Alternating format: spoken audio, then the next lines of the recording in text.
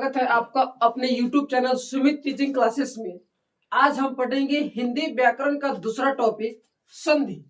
क्या पढ़ेंगे? संधि। संधि की बात करें तो दो वर्णों के मेल से जो विकार उत्पन्न हो उसे संधि कहते हैं। जैसे कि विद्या प्लस आलय विद्यालय और हिम प्लस आलय हिमालय। और संधि की बात करें तो संधि में निकटवर्ती वर्णों का मेल होता है। निकटवर्ती वर्णों का मेल होता है और जो वर्णों का मेल होता है उनमें प्रथम शब्द के अंतिम वर्ण तो द्वितीय शब्द के प्रथम वर्ण आपस में मेल होता है। जैसे कि विद्या और आलय में देखिएगा तो विद्या प्रथम शब्द हुआ और आलय द्वितीय शब्द हुआ। और प्रथम शब्द का अंतिम वर्ण और प्रथम शब्द का अंतिम वर्ण आ है और द्वितीय शब्द का प्रथम वर्ण भी क्या है? आ है। आ और आ के मिलने से आ बनेगा और विद्या प्लस आलय के मिलने से क्या बन जा रहा है? विद्यालय। उसके बाद में संधि की प्रकार की बात करें तो मुख्य रूप से तीन प्रकार होते हैं: स्वर संधि, व्यंजन संधि और विसर्ग संधि। एक एक कर हम पढ़ेंगे। स्वर संधि की बात करें तो स्वर के मिलने से दो स्वरों के मिलने से स्वर संधि का निर्माण होता है और स्वर संधि के भी 5 भेद है। पहला है दीर्घ स्वर संधि, गुण स्वर संधि, वृद्धि स्वर संधि, यम स्वर संधि और आयादी स्वर संधि। दीर्घ स्वर संधि वह संधि जिसमें समान स्वर और समान स्वर यानी कि आ नहीं आ हरस ई दीर्घ ई हरस उ या दीर्घ उ आपस में मिलकर एक दीर्घ स्वर आ दीर्घ ई या दीर्घ उ बनाते हैं। और एक एक कर हम इसका उदाहरण हम पढ़ते हैं। दीर्घ स्वर संधि का अगर हम पहला उदाहरण देखें तो यहाँ पर आप देख सकते हैं कि अ या आ प्लस में अ या आ जब आपस में मिलेंगे तो रिजल्ट जो है आ आएगा। क्या आएगा? आ। जैसे कि विद्या प्लस अर्थी बराबर विद्यार्थी और यहाँ पर विद्या में आ और अर्थी में अ मिला है और मिलने से आ का निर्माण हुआ है। देव प्लस आलय बराबर देवालय और यहाँ पर आप देखिएगा कि देव में अ मिला है और आलय में आ वर्ण मिले हैं और दोनों मिलकर आ आया है। उसके बाद में धर्म प्लस अर्थ बराबर धर्मार्थ और धर्मार्थ में अ और वर्ण आ के मिलने से आ का निर्माण हुआ है। उसके बाद में दूसरा उदाहरण देखिए आप कि हरस ई या दीर्घ ई प्लस में हरस ई या दीर्घ ई जब आपस में मिलेंगे तो दीर्घ ई का निर्माण होगा। किसका निर्माण होगा? दीर्घ ई का। और एग्जाम्पल में आप देख सकते हैं कि रवि जोर इंद्र बराबर में रविंद्र और यहाँ पर हरस ई और हरस ई के मेल से जो है हरस ई और हरस ई के मेल से जो है दीर्घ ई का निर्माण होगा। किसका निर्माण होगा? दीर्घ ई का निर्माण होगा। उसके बाद में दूसरा एग्जांपल कपि जो इस बराबर कपीस और यहाँ पर आप देखिएगा कि कपि में हरस ई और इस में दीर्घ ई के मिलने से यहाँ पर दीर्घ ई का निर्माण हुआ है। उसके बाद में अगला एग्जांपल नदी जो इंद बराबर नदींद होगा और नदी में दीर्घ ई और इंद में हरस ई मिले हैं और हरस ई और दीर्घ ई के मिलने से दीर्घ ई का निर्माण हुआ है। उसके बाद में अगला एग्जांपल की बात करें तो तीसरा एग्जांपल है हरस उ या दीर्घ उ प्लस में हरस उ या दीर्घ उ जब आपस में मिलते हैं तो मिलने से जो है दीर्घ उ का निर्माण होता है। और यहाँ पर एग्जांपल में आप देख सकते हैं कि सु जो उक्ति बराबर सुक्ति और यहाँ पर हरस उ और हरस उ मिले हैं। सु में हरस उ और उक्ति में भी हरस उ के मिलने से जो है दीर्घ उ का निर्माण हुआ है। उसके बाद में लघु जो उर्मी बराबर लघुर्मी होगा और यहाँ पर भी हरस उ और दीर्घ उ मिला है और दोनों के मिलने से यहाँ पर दीर्घ उ का निर्माण हुआ है। उसके बाद में वधु जो ऊर्जा बराबर वधुर्जा और यहाँ पर दीर्घ उ और दीर्घ उ के मिलने से यहाँ पर भी दीर्घ उ का निर्माण हुआ है। इस प्रकार अगला स्वर संधि की बात करें तो अगला है गुण स्वर संधि। और गुण स्वर संधि में होता क्या है कि संधि करते समय जब हम अ या आ और प्लस में हरस ई या दीर्घ ई जब आपस में मिलते हैं तो उनके मिलने से ए का निर्माण होता है। किसका निर्माण होता है? ए का। और यहाँ पर हम एग्जाम्पल यहाँ पर कुछ देख सकते हैं कि गज जो इंद्र बराबर गजेंद्र और यहाँ पर गज में अ का वर्ण और इंद्र में हरस ई का मेल हुआ है और मिलने से ए का निर्माण हुआ है। उसके बाद में अगला एग्जाम्पल, गण जो इस बराबर गणेश, और गण में अ वर्ण मिले हैं और इसमें दीर्घ ई वर्ण मिले हैं और मिलने से ए का निर्माण हुआ है। उसके बाद में महा जो इंद्र बराबर होता है महेंद्र, और आप देख सकते हैं कि महा में आ वर्ण मिले हैं और प्लस में इंद्र का हरस ई मिले हैं और दोनों के मिलने से ए का निर्माण हुआ है। उसके बाद में महाजोर ईश्वर बराबर महेश्वर, और महेश्वर में आप देख सकते हैं कि महा का आ वर्ण मिले हैं, उसके बाद में ईश्वर का जो है दीर्घ ई मिले हैं और दोनों के मेल से यहाँ पर जो है एक का निर्माण हुआ है। उसके बाद में अगला एग्जाम्पल है कि अ और आ और प्लस में हरस उ और दीर्घ उ जब आपस में मिलेंगे तो ओ का निर्माण करेंगे। किसका निर्माण करेंगे? ओ का। और हम एग्जाम्पल यहाँ पर देखते हैं कि ज्ञान जो उदय बराबर ज्ञानोदय, और यहाँ पर ज्ञान में के अवर्ण और उदय में के हरस उ मिले हैं और दोनों के मिलने से यहाँ पर ओ का निर्माण हुआ है। उसके बाद में अगला एग्जाम्पल है महाजुर उदय बराबर होगा महोदय, और महा में के आ वर्ण मिले हैं और उदय में के उ वर्ण मिले हैं और दोनों के मिलने से यहाँ पर ओ का निर्माण हुआ है। उसके बाद में अगला एग्जाम्पल महाजुर उर्मी होता है महोर्मी, और यहाँ पर महोर्मी में आ वर्ण और दीर्घ उ वर्ण मिले हैं और दोनों के मिलने से यहाँ पर ओ का निर्माण हुआ है।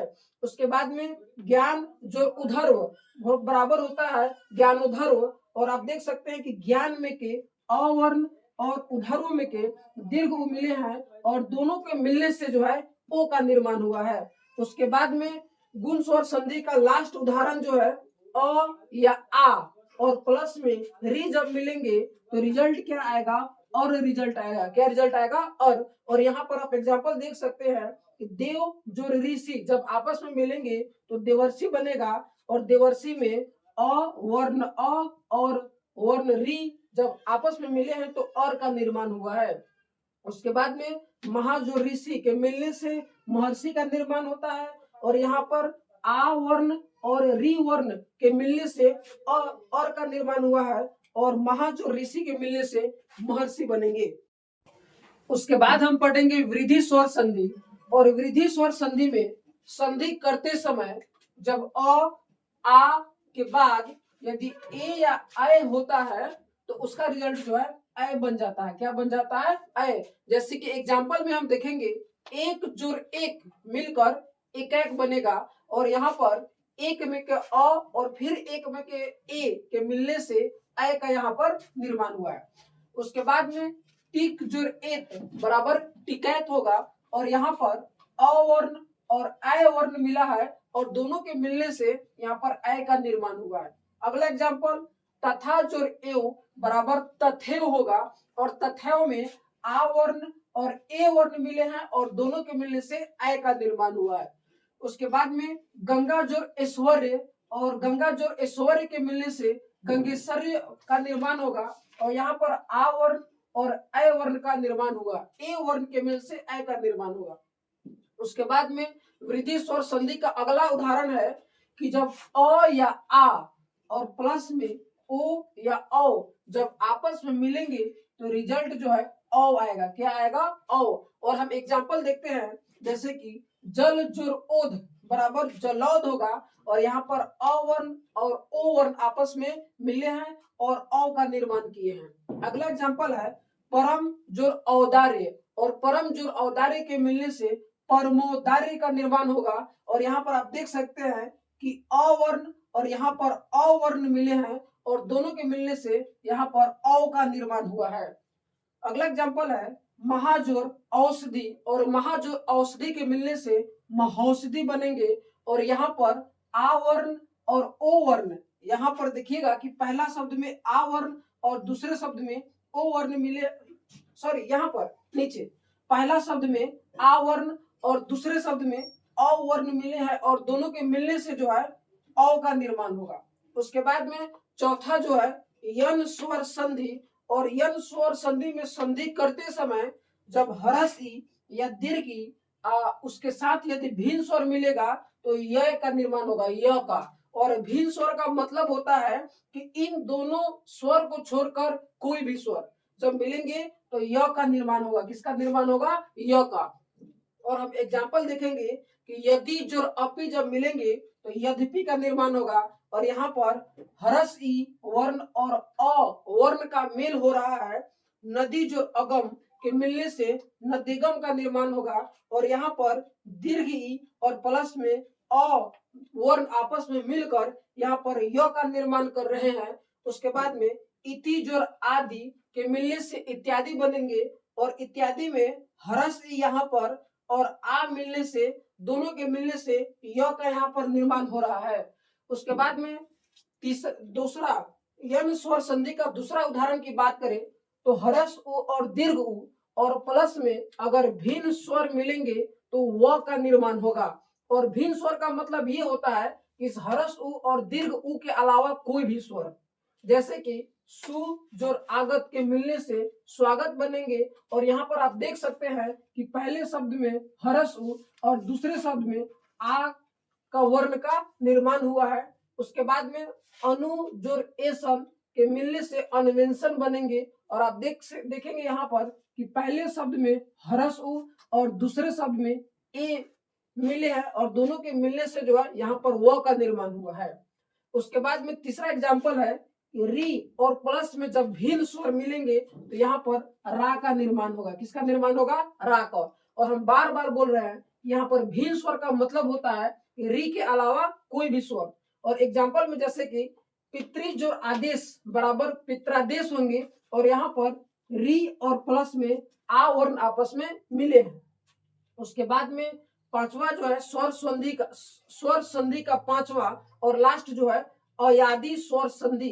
अयादि स्वर संधि की बात करें तो संधि बनाते समय जब ए और ए के साथ यदि भिन्न स्वर मिलेंगे तो अय का निर्माण होगा। किसका निर्माण होगा? अय का। और भिन्न स्वर का मतलब ए के अलावा कोई भी, जैसे कि एग्जाम्पल देखते हैं ने और अन के मिलने से नयन बनेंगे। और यहाँ पर ने में ए वर्ण मिले हैं और उसके बाद में अन में अ दोनों वर्ण मिलने से अय का निर्माण हुआ है। उसके बाद में चे जो अन मिलेंगे तो चयन होगा। और यहाँ पर चे का ए वर्ण और अन का अ दोनों के मिलने से जो है अय का निर्माण होगा। किसका निर्माण होगा? अय का।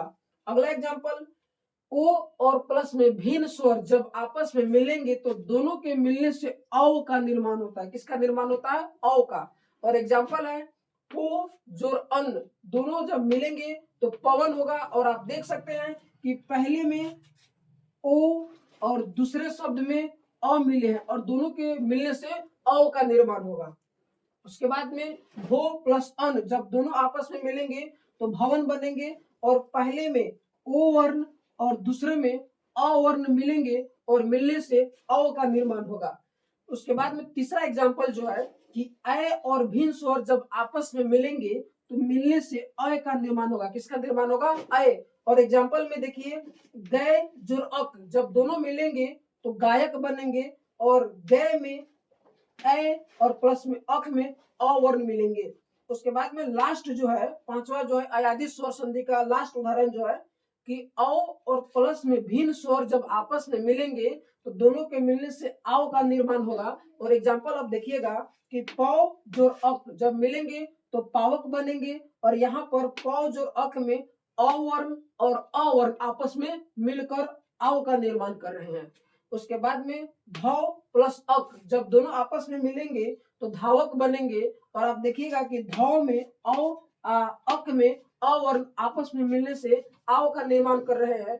इस प्रकार स्वर संधि आपका समाप्त हो गया। और संधि के बाकी जो दो टॉपिक जो है व्यंजन संधि और विसर्ग संधि हम अगले क्लास में इसको हम पढ़ाएंगे। आपको वीडियो अच्छा लगे तो वीडियो को लाइक और चैनल को सब्सक्राइब जरूर कीजिए। हम बार बार हम यही कह रहे हैं कि ये जो वीडियो जो है ये जो हम ग्रामर जो पढ़ा रहे हैं ये वैसे बच्चे के लिए है जो बिहार बोर्ड क्लास 10th 2026 में एग्जाम देने वाले हैं। उन्हीं के आधार पर उन्हीं को उसी एग्जाम को ध्यान में रखते हुए मेन टॉपिक को हम पढ़ाएंगे। और एग्जाम में सवाल कहां से आएगा उसी को हम बताएंगे। आज के लिए इतना ही, धन्यवाद।